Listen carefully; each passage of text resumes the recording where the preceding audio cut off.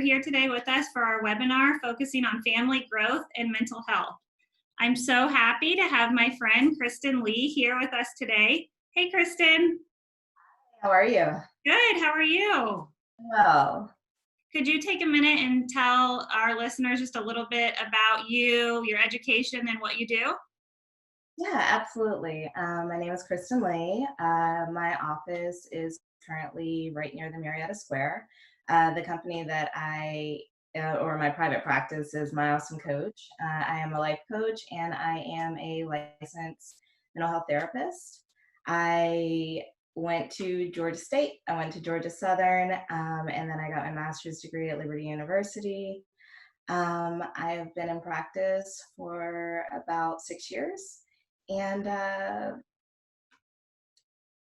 I am also a therapist for BetterHelp, which is an online platform. So I have a private practice, and I also do therapy online.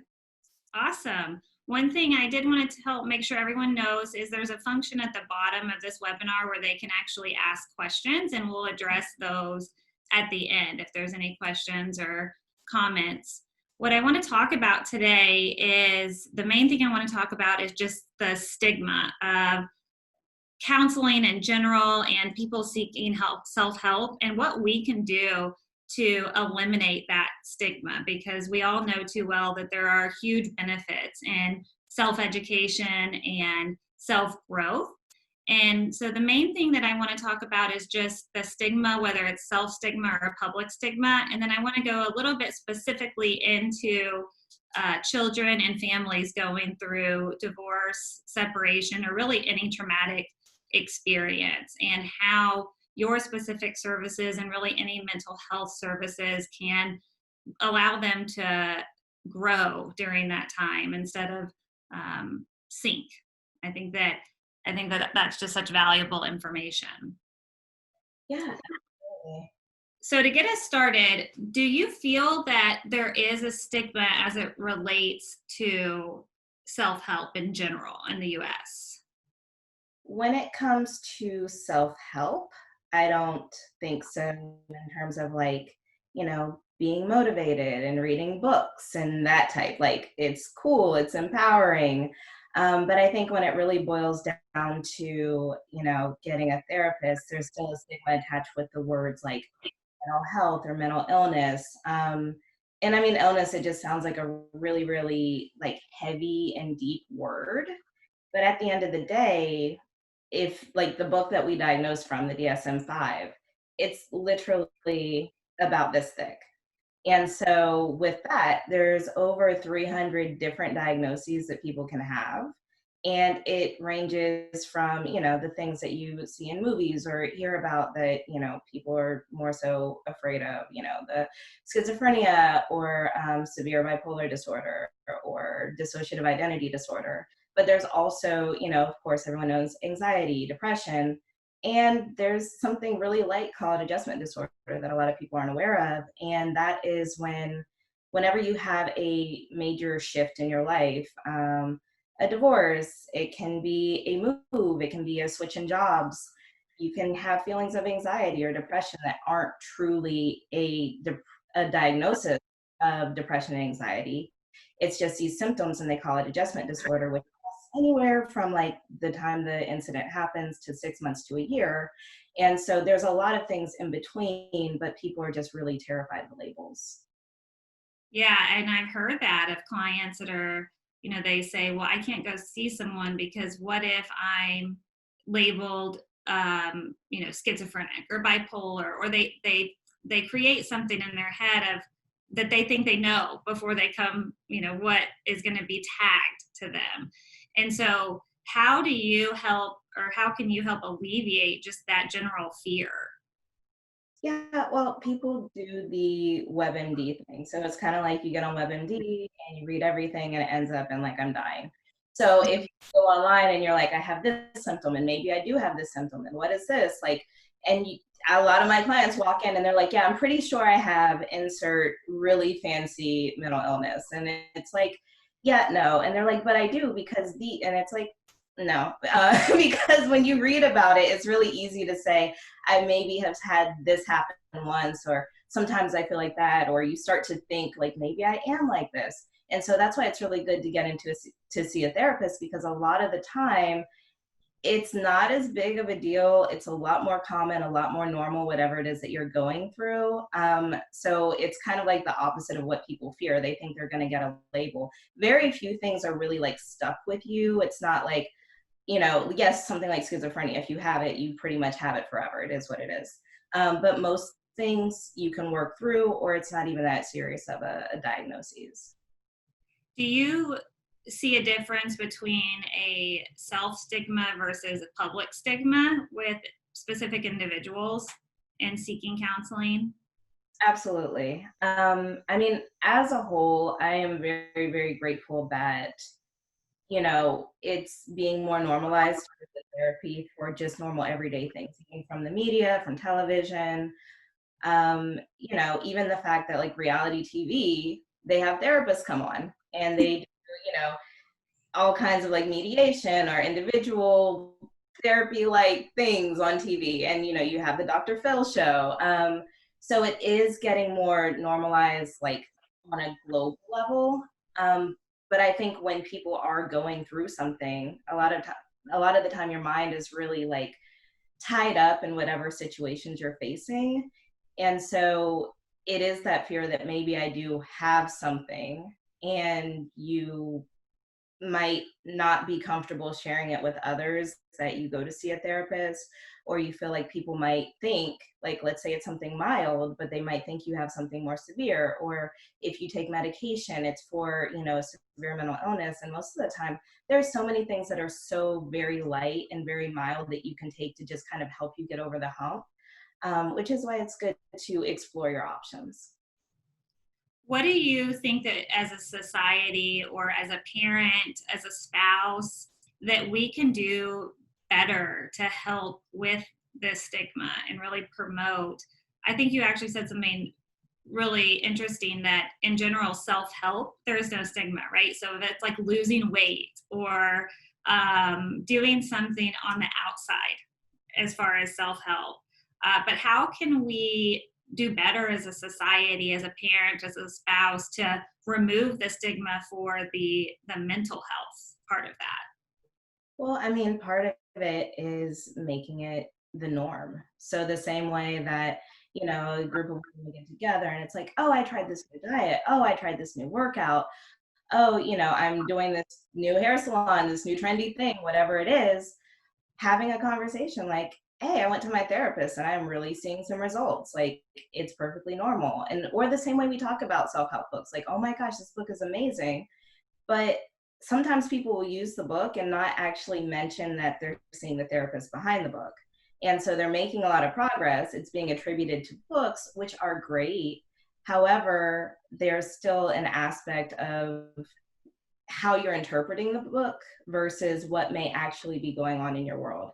And so the therapist will help you actually apply that book to what you're going through, if it is the book that you feel is something you're connecting with.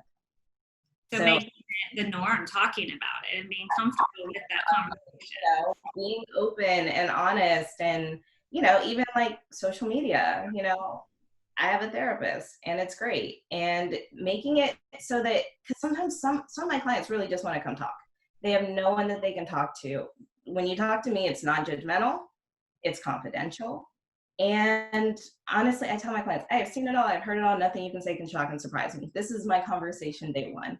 And people will hold on to these like deep, dark secrets, and it'll be like 3 months in. And I'm like, that's it. Like, I'm like, wait for it. And I'm like, oh, okay. Like, we can work on that. But I was really waiting for something juicier. So, it's one of those, it's someone that you can talk to and feel really good and really comfortable. And it can be something that you may not share with even a best friend, because you don't want them to have a judgment. So, really, when you are spreading the word about therapy, it's not just I'm fixing this trauma that I went through. Sometimes it's like, I just need someone to listen and to help me process through what it is I'm feeling. Yeah, and you said, when we had talked before, you told me something that really had a lot of weight, and it doesn't seem like it did, but you said it's not that big of a deal. And so for people to understand, that they're putting so much pressure on themselves. And like you just said, you know, you're holding this, what you think is a deep, dark secret, and you're holding this stress and this pressure.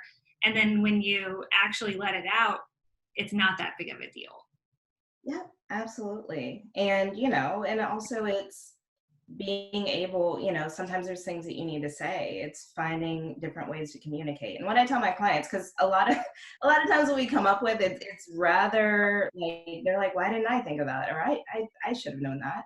Well, I have the 50 minutes to an hour, whatever time I spend with you, to completely focus on everything that you're saying to me, and little things that you say that may not appear to be very important. It's kind of like going in an internal log, and it all makes sense by the time we get to the end of the session. You may not know that these things are contributing to something else, and once I point it out, I have an hour to dedicate to everything that you're saying. When you're living life, you have a million things that you're thinking about, and it's really hard to problem solve as effectively while you're in the middle of it. So you have an hour to sort things out. It's very beneficial. I think something that people have in their mind is counseling is, you know, you're going into this session where you're sitting on a couch and talking about whatever you think brought you there. But something that stuck out to me on your website talks about the difference in how you tie in life coaching and progressive counseling. Can you just tell us a little bit about that and how life coaching and counseling go hand in hand, what that really means? Well, the two of them, even though they are separate, there's definitely some things that intersect. And so life coaching is extremely progressive. It's what is your goal? How do we get there? Let's chunk it down into small pieces and just have little wins to win the championship, right? So that's, you know, it's like a coach, right? We're getting you to the championship. When it comes to therapy, a lot of people think it's, I had something bad happen and I have to work through it because I'm holding on to it. Sometimes it's, I am just kind of stuck, or I'm feeling stagnant, or, you know, I have these things that I want to achieve and I don't know why or how or where to start. And so with therapy, you know, I'm very holistic in my method. So it's one of those like, I am going to help you if there's something from the past that's hindering you, but we're also going to work forward because, you know, for me, your win is my win. And so you find a therapist that can kind of match your energy. And it doesn't have to be this deep, morose, sad situation. It can be something that is, you know, hey, I want to get to here. I need to work through these things. Like, let's get it. And I'm like, all right, like, let's go. And so what is your typical, do you have a typical client? Is there someone that you say, okay, I have the same type of client, or do you see all types of people in different situations? For me, I've had a lot of experience with different diagnoses, different types of clients. A lot of therapists, they do specialize. So if there is something in particular that you're looking to work on, you know, definitely vet your therapist and see, you know, do they specialize in something, or are they comfortable with working in things? Because part of our ethics, if a therapist is not comfortable, they should not take you as a client. It's not a personal thing. It's just, do they have the skills that they need to be able to provide you with optimal care? For me, I have, like right now, I have a lot of like millennial and Gen Zs. So, you know, it's kind of like 20s, 30s, like that's what comes in. And so it's definitely not like old school therapy. The lingo, the topics, they're slightly different, but I also do play therapy. So I work with kids as young as 4. And, you know, me, the Gen Z teenagers, we get along really well because, you know, parents know nothing. But it's really weird because they listen to therapists. They're like, oh my gosh, like, and the mom or dad will be like, that's exactly what I said. And it makes sense when I say it. It's like a translator, you know, I speak teenager. Yes. My parents are speaking some foreign language, but you seem to really know what's going on. I say it all makes sense. And like literally parents and mouths are like, I've been screaming this for like 2 years. And I'm like, yeah, you know, it's a thing. And then I do have clients that are older than that, but you know, some people do actually just specialize in a certain area, but I like the challenge of, you know, serving a lot of different groups of people. So on that topic, let's maybe jump into a little bit of just children and divorce or separation. And the first question I have is, in general, is there a blanket of how a child experiences a divorce? Depending on the age and depending on the child is going to be kind of part of how they experience. There are certain things, confusion, uncertainty, the same things that you as an adult are going through in a divorce, the kid is also. If they've been in this single family household and you have mom and dad and siblings or whatever, most of the time, one parent's moving out or both are moving. So you have one or a double shift, for, let's say you've lived in one home, both parents, go to buy separate homes. This kid is changing 2 locations, so they have to get acclimated. They can have guilt. There will be sadness, there's anger, there's anxiety, there's a lot of moods and emotions that kids go through. And it's a grieving process also. So they're also going to be going through the stages of grief. So those things are across the board internally how they feel. Some it's more severe, some they're a little less phased. But overall, those are the different emotions, how they actually respond and express it. That's where you really see the difference in the kids. So what is something that parents can do to prepare if they do know that it's going that way to support their children? Honestly, talking to their kids. Most of the time when a parent is going through a divorce, I mean, your whole world is turned upside down as an adult, right? So you have to get your legal services together. You're talking to family. You're trying to figure out, sometimes it's embarrassment. And it's a lot to process. So you're in your own world as an adult. And a lot of times if the kid looks okay, if they're not outwardly acting out, you're like, oh, they're fine. And you're going on about whatever it is that you're doing. So if you actually go and talk to your child and have some heart to hearts, you want to be honest. You don't want to overshare. But talking to your kid is really like the best thing that you can do, and having an open line of communication and letting them know that there is nothing that they can say that's going to change how you feel about them or towards them. And I think that's so important, because something that I hear so often is that, and I know that parents do this in general, I do it with my children, is they try to protect their child. And by protecting them, for us as a parent, it's silence, right? So trying to not let them know what's going on. But kids are so smart and they know what's going on around them. And just to be able to have that conversation with them seems like it would make the world a difference. Oh no, it absolutely does. And they're intuitive also. So they're going to, if your anxiety is vibrating, they're going to pick up. And so the more that you talk with them, at least they're not like, I don't know why I'm feeling weird. And then also, and because I work with a lot of kids of parents that have divorced, you'd be surprised how much your kids know or find out. They might have seen something on your laptop. They might have looked over your shoulder. They overhear phone conversations. I have kids come in all the time. My mom doesn't know that I know, but insert all of these things. And I'm like, okay, so let's okay, we'll address this. But if you think about it, if you have a kid that doesn't have a therapist, they are either internalizing it or they're processing it with other adolescents, which we already know how that tends to turn out. Well, and sometimes, you think your kid's watching TV and not paying any attention to you when you're on the phone. And then all of a sudden they'll say something about what you said on the phone. You're like, wow, I didn't really know that you were actually here with me. It happens all the time. And so let's talk about a family counseling. And that's something that you do. What does that look like? Are you seeing the parents together, the children separately? What's the typical arrangement as far as family counseling? I like to do what the family is most comfortable with. Some people, because it is a private matter most of the time, they may want to work, with the family therapist and then also do individual breakout sessions.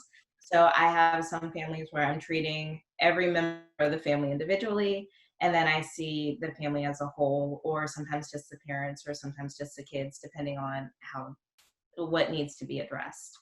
I think, in a divorce situation, a lot of times there's a lot of hurt, there's a lot of anger, but learning how to co-parent is extremely important, because the success of what happens after the divorce has to do with the ability of the two people to get along. So for me, I can bring two parents in and we have a discussion like, what is it that you want for your children going forward? How do we make this happen? And what can we agree to?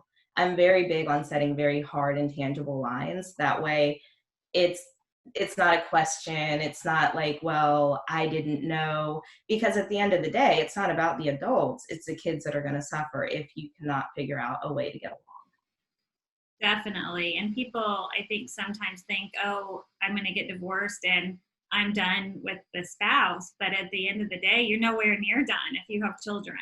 It's a continual relationship that hopefully you can make work at some level for the kids, because you're going to have to continue to communicate. And I like what you said about setting those lines of, okay, let's not worry about everything in the middle, but where do we need to go and how are we going to get there? Absolutely. And even if, let's say the kids are young, you're getting a divorce, and, we work together for a while until, the adults have an understanding. Also kind of continuing that therapy for the kids for a while, because of the fact that you don't always know what your kids are processing. The kids have confidentiality also. So when kids come to me, if I share anything with the parent, I ask, is it okay if I tell mom? Is it okay if I tell dad?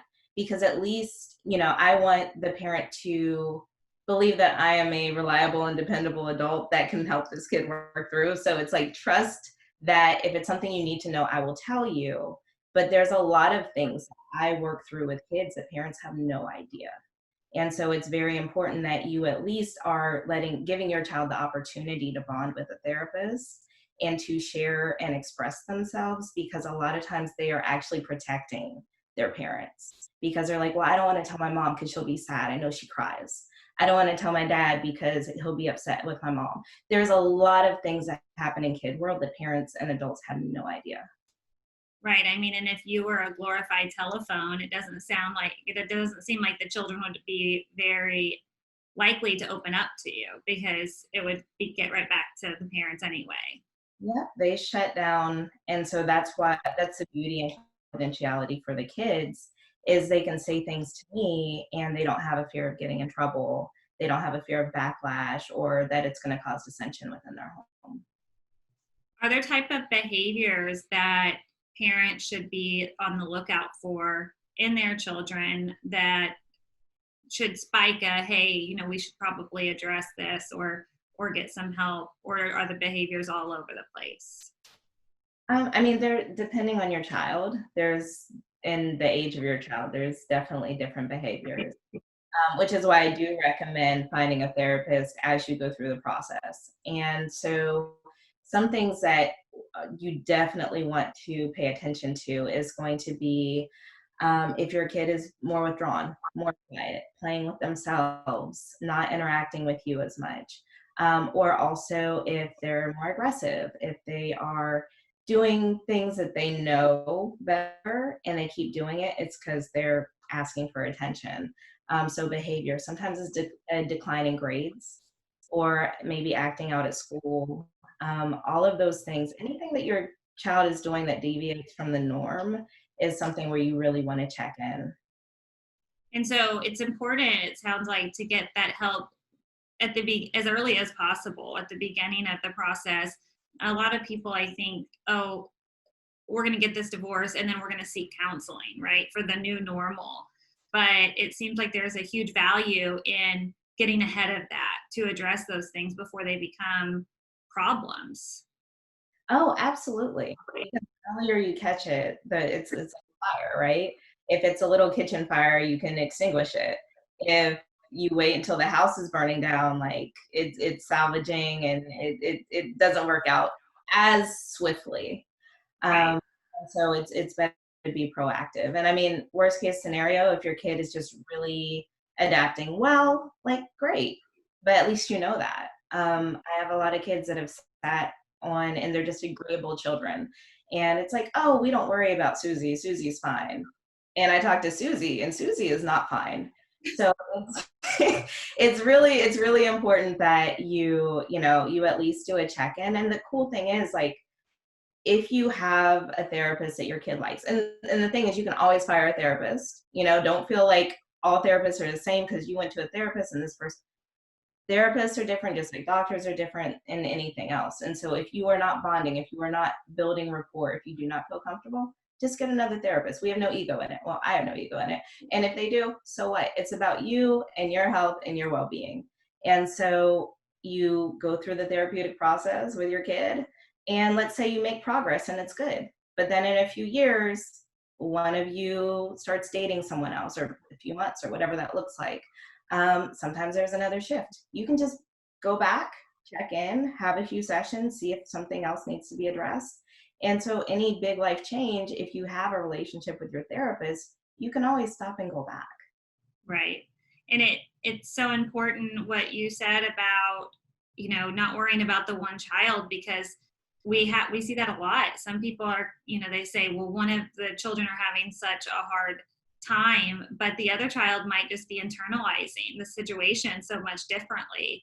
And it's just paying attention to each child, because every child is different. So one might have a more expressive reaction, and the other one just internalizing it, but it's still not being okay. Yeah, no, I see that all the time. And you do have some kids who just have big personalities in general, and they might be the better adjusted because they have friends, they have, different sports or activities, things that allow them to kind of get some of their anxiety out. And it's the quiet kid that you may not see a shift, but internally they're being overshadowed by their sibling. And I also always recommended to parents, whether you're going through a divorce or just parenting in general, take the time to have individual time with your kids. All of the time, like any kid that comes into my office, I never get alone time with mom or with dad. Like, they don't feel like they feel like they are family as a unit, but they never feel, or a lot of kids don't feel particularly special, especially if they are that quieter kid. And so something they'll express to me is like, I talk, my brother talks over me, I never get heard, I feel invisible. And Mhm. so take 30 minutes a week per kid alone and make them feel special. That goes so far. And what an easy thing to make such a substantial change in a child's life, just to get that small amount of one-on-one time where they know that they are the priority. Mhm.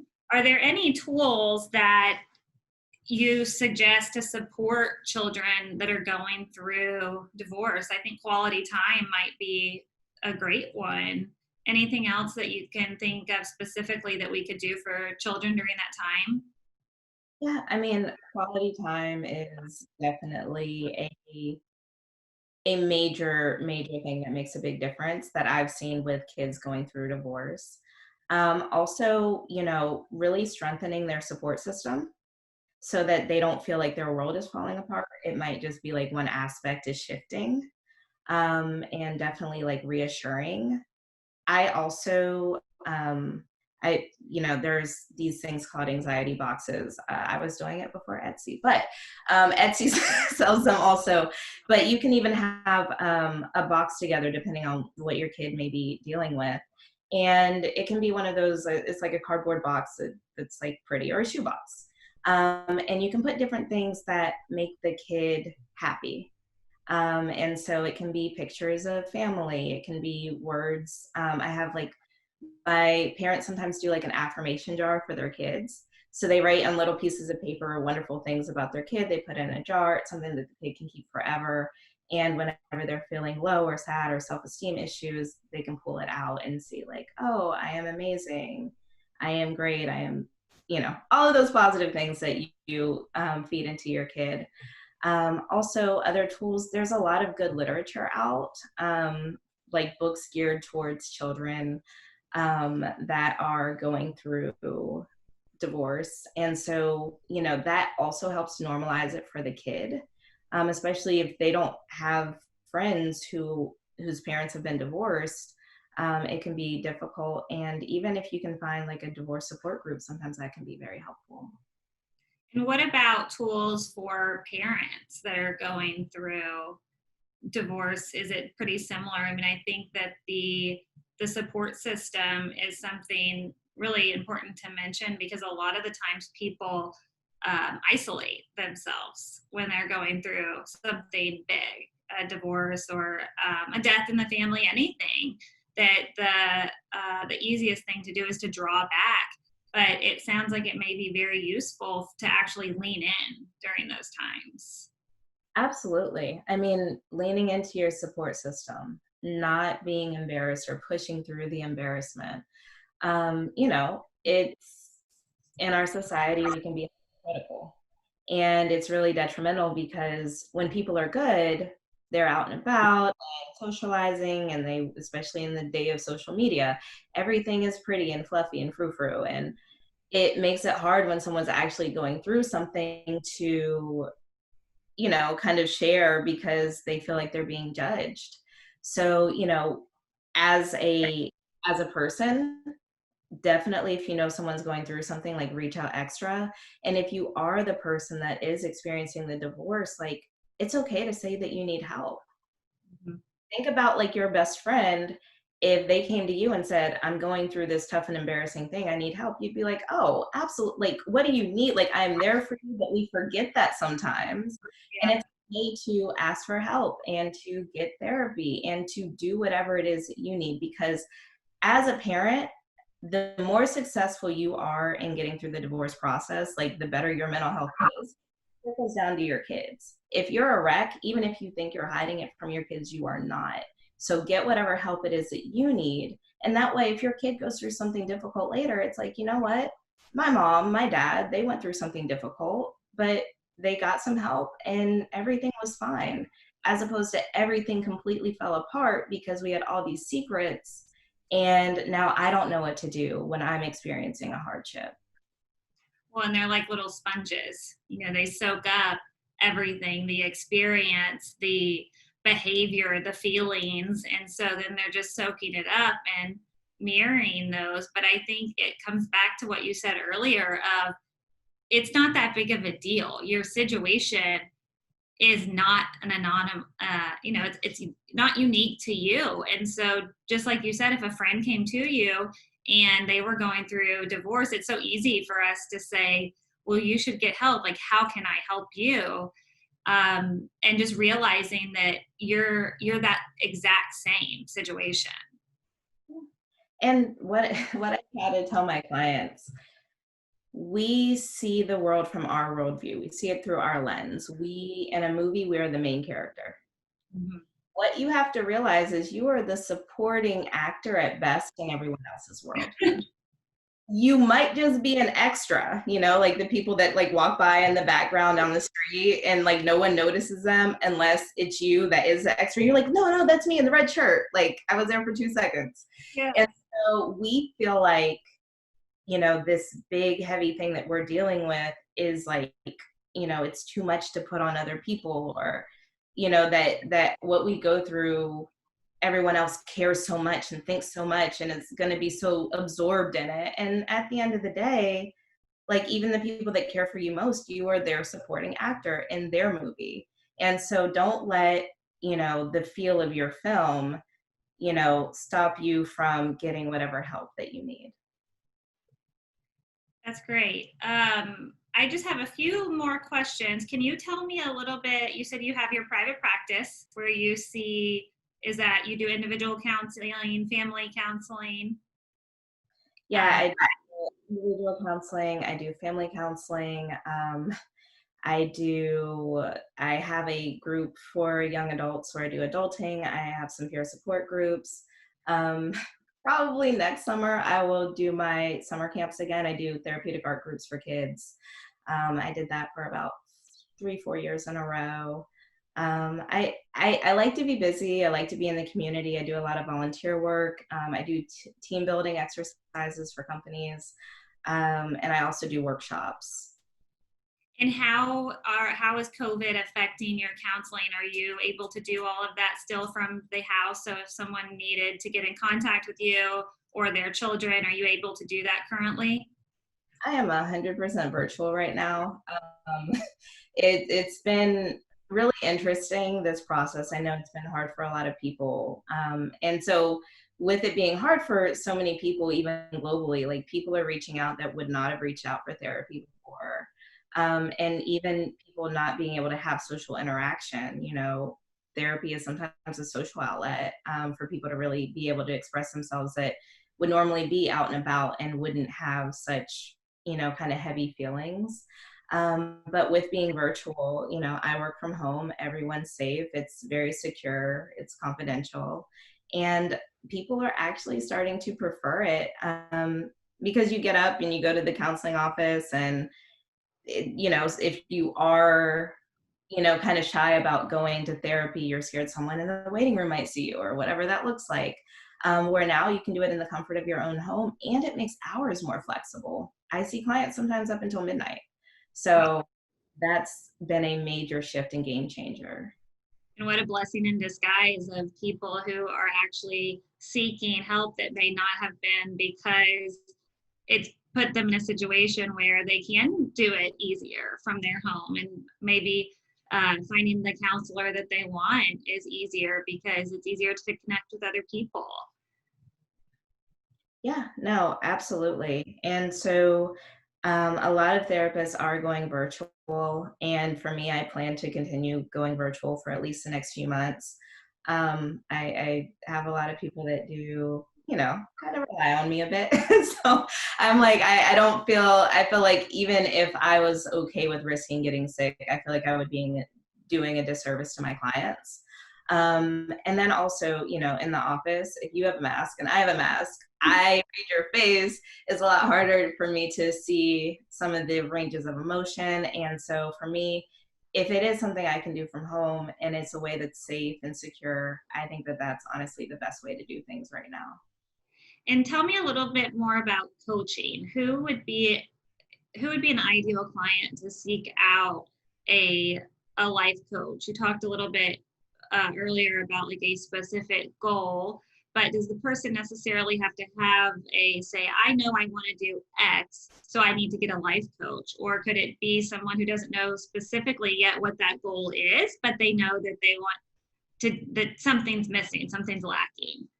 Yeah, I mean, the first part of coaching is figuring out what your goal is, or maybe figuring out what your purpose is. A lot of people, they almost feel shamed for not having a purpose. And honestly, it's okay.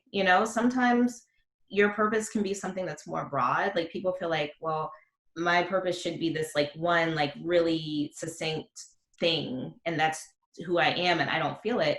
But sometimes your purpose can just be helping people. Like for me, my purpose is helping people, and it's not, I don't feel like my purpose is specifically being a therapist. I think I'm a good therapist, hey. But at the end of the day, I think that my purpose is a little more broad. It's helping people, but I think a lot of the time people feel like it needs to be this very succinct thing that defines them. And so for me, sometimes it's like, what's your broad purpose? What is it that you feel called to do? What is it that makes you feel good? Okay, cool. Like, how do we get more of that in your life? Like, that's the language I like to use. How do we get more of it? Okay. Do you not like what doesn't feel good to you? How do we get less of that? Cool. Let's put a plan together. Let's get moving. Let's get started.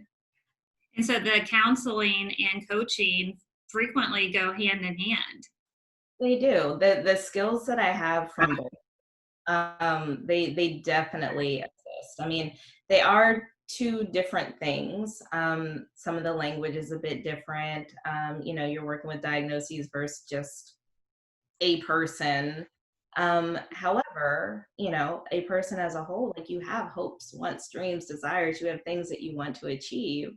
And so for me, it's like, okay, how do I get you there? And sometimes people call, they're like, I don't know if I want a coach or I want a therapist. I'm not sure. I'm like, cool, let's talk about what you're going through. Let's figure out which route we're going to go.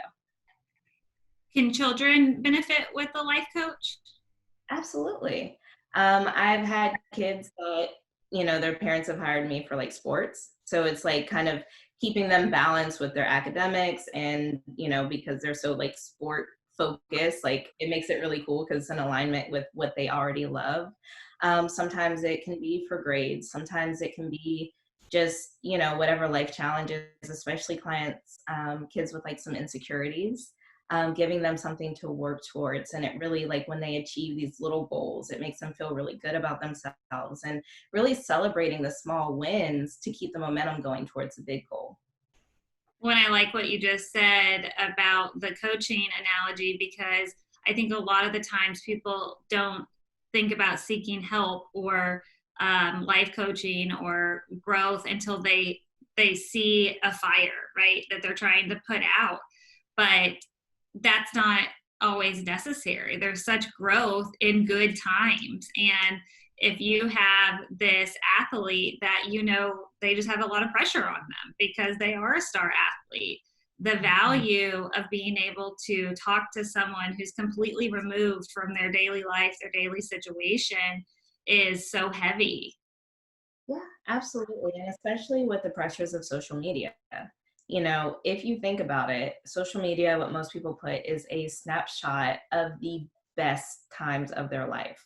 But people forget that when they look at other people's social media, because they're like, see, look at how they're living. Look at what they don't ever fight or they don't ever whatever. Look, they don't, so it's hard, and especially for kids because, what they're absorbing is their reality. So if they see these kids are, only doing these things, they don't know what's behind the scenes. And for me as a therapist or as a coach, I can say, look, I have X amount of clients. I have seen X amount of clients. And what I can promise you and guarantee you is everyone has their crap. I mean, they do. Everyone deals with something. Everyone has gone through something. And you are comparing your day-to-day with someone's very best. You have no idea what happened before, after that picture. You have no idea the week before that week of pictures was posted. And so let's focus on you. Let's focus on finding your strengths and, taking any weaknesses that you have and fortifying them into a strength and making you the best that you can be. You can only compete with yourself. And that is enough. You are enough. Yeah. And what a heavy message to give someone that they are enough. That's great. Social media it's so tough because you're going through a feed of everyone's, best, and it's so personal. So when we grew up, we were looking at someone's best, but it was a model or an actor or somebody you would see in People magazine of whatever their life situation is. But with the social media, it's so much more personalized. Like, these people. And so you're comparing, it doesn't seem so far away, but it's a false comparison, just like it is to the movie stars or the actors. It just seems more personal because they're people in our day-to-day lives. Mm-hmm. No, and that's absolutely it. And so it's really, like I said, being able to separate reality versus the reality of social media. Definitely. Well, I am going to see if I can get this screen to share so that I can post your contact information up here one more time. Give me just a minute. Okay. Let's see. Can you see? Can you see my screen? Yes. All right. Let me get this back up here so we can. I just want to make sure that we can give our listeners an avenue to get a hold of you. Is the best place to do that your email? Yes, my email is the best way to get in contact with me. I do stay pretty busy, so it's harder for me to get to the phone sometimes. But emailing me, I will get to you as soon as possible. And also, whether it's me or another therapist, Psychology Today is a really good place to find a therapist. It's one of the bigger I can't think of the word, but it lists all the therapists in your area. So you can put it by zip code, and then you can also put in like your insurance, and find providers that take your insurance, and then you can really narrow it down from there, and then break off into therapist websites. So you have, Psychology Today. You also have BetterHelp if you want a virtual therapist. It will be someone in Georgia, but they could be anywhere in Georgia. And it's a really cool platform because you can actually do marriage counseling on there. I have clients I do marriage counseling with. You can do individual counseling, and it's great because you have a therapist on call.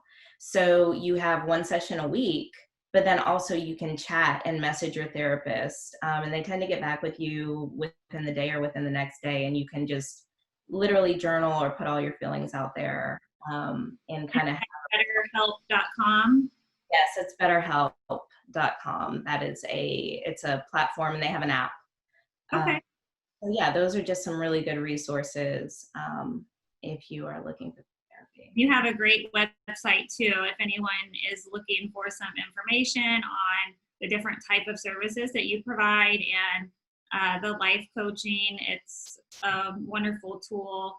And but I'm so thankful for you taking the time out today and talking to us. And you've taught me a lot, so I really appreciate it. Absolutely, I've enjoyed it. Thank you so much for having me. All right, thanks, Kristen. Have a good day. You too. Bye. Bye.